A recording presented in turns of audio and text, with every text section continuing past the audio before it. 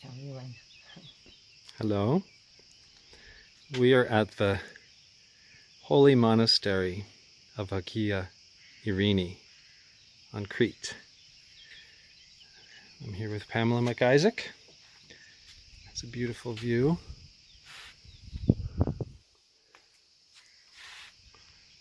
We spoke with a nun who's going to show us around in a few minutes.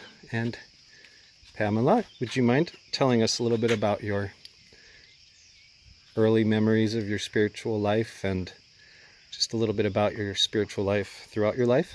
Sure, I'd be honored.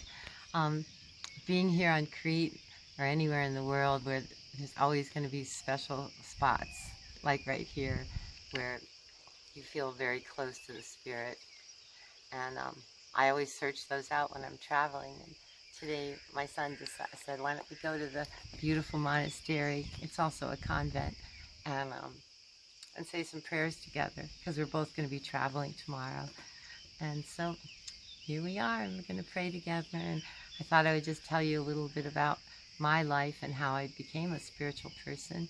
My parents, my mom was Catholic, my dad Protestant, and they brought us up, my three brothers and I, as Protestants. But I always looked into Catholicism as well. I bought a catechism and I studied it. So I feel like it was just part of me believing in God, believing that Jesus was a very special role model being. And so as a child I prayed all the time, and I wanted to be a missionary when I grew up, and I just really felt like God was close to me. When I was little, I would make little offerings and put them in the ocean or wherever I was to the poor children in Korea, because that was during the Korean War. And then as I grew older, as a teenager, I did a confirmation and stuff, and then I had to develop my spirituality. It couldn't just be about what the church was telling me. I wanted to learn on my own. I went to a college that was called Moravian College in Bethlehem, Pennsylvania, of all names, and that was Moravian is a German religion, and what struck me right then was that I could go to chapel every day. I could go somewhere and pray. At that point in my college years, my high school years, I had a real dual life, a wild party, fun life, and then a very deep spiritual life, and I didn't exactly know how I could combine them. So I often prayed for guidance and prayed that I could be the best person I could be, and then I would worry because I would feel as if I had done things that maybe I shouldn't do.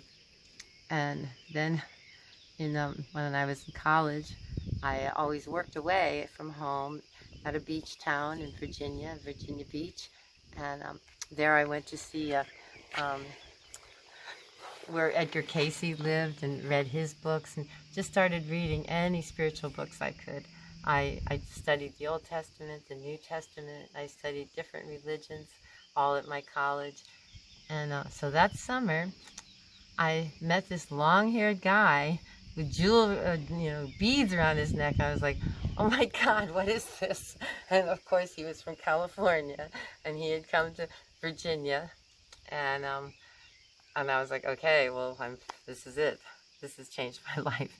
And I went home, back to college, and started just searching for other people like me. And there weren't really any girls yet that had become political or activists against the war in Vietnam, or feminists, but there were some young guys, long-haired guys, started popping up around, and they became my buddies. We made a really sweet coffee house down in the basement of the college and had it painted all day glow, and we just were searching. I would pray and search and look for ways to communicate with God. And then each year, as I became closer and closer, as I would walk, I would say, each step I'm getting closer to God, bring me closer to God or Goddess. And to me, it was a feeling of a being that's in everything, and a part of God is inside of me. I met my children's father one day at a party, and he told me about a book called the Rancher book. And I was married, and I just heard him and said, wow, that sounds amazing. But I didn't follow through with it. And then I bumped into him a year later when my first husband and I had separated. And so he told me again about this book. And then we got together and we traveled around America on a Volkswagen van, in a Volkswagen van that we had all painted with rainbows and women live signs and, you know, smile, be happy, things like that.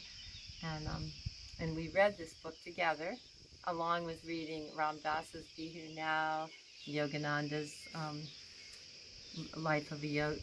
Autobiography. Yeah. Autobiography of a Yogi, and Herman Hesse's books, Siddhartha. And so we just laid every night in the van after we would travel or hike all day, and we would read these books. And the Rancher book really struck me as so true. Had a lot in it that everything felt pretty right, and so that was wonderful, reading about Jesus' life in some new ways. And then when Greg is his name, my kid's father, my children's father, when we decided to have children, we named our children Gabriel and Michael after the archangels. And when Michael was born, my second son, in the birth, all of a sudden when the baby came out of me, I saw Jesus standing there next to me for a moment. And that was a really special moment for me in my life. My boys grew up knowing about God and hearing stories about Jesus' life, and knowing that their dad and I read this special book. And so they both enjoyed that book and read it themselves. Now as an adult, when I've traveled the world, and wherever I go, I try to find a church or a graveyard or a monastery or a convent where I can go pray and meet other spiritual people. And as I grow older, I try to envision what it's going to be like when I'm no longer on this planet. Hope that I can leave and die gracefully, and believing that I will be cared for by God, in some new beautiful place. That's my prayer, that I can see my family members that have died, and that I can see my family that now I love so much when they die later on, I hope. I felt like I've had a relationship with angels over my life. So just in funny ways, I would lose something and it'd be really important. I had to get it right then, like a car key or my passport. And I would just sit down and say, angels, I know you're here and I know you can see what I can't see. Please help me. And it would be so interesting. I would just get up almost like a zombie and walk over and find the thing. And that happened for many years. And then it kind of, I think maybe the things after that, many years of having help from the angels, I stopped asking, or if things that I lost were probably really lost forever and not just in the next room. But I hope that I can feel the angels again, and I know that they're there watching over me. Thanks for listening. Do you want to say anything else about if you've ever had any memorable spiritual experiences, or you mentioned that you had a premonition about going down a road. Oh yeah, after one of my closest friends, Danya, died, we had a beautiful memorial for her. All the people in Maui know about Danya. She lives at the Queen's Pools. And after her memorial, where we had flowers and threw her ashes into the water where the waterfall was, I was driving home and something told me to not take the shortcut, go the highway, and I didn't listen. It was such a fleeting moment. And then I drove the upper highway and was smashed into and had a really bad car accident.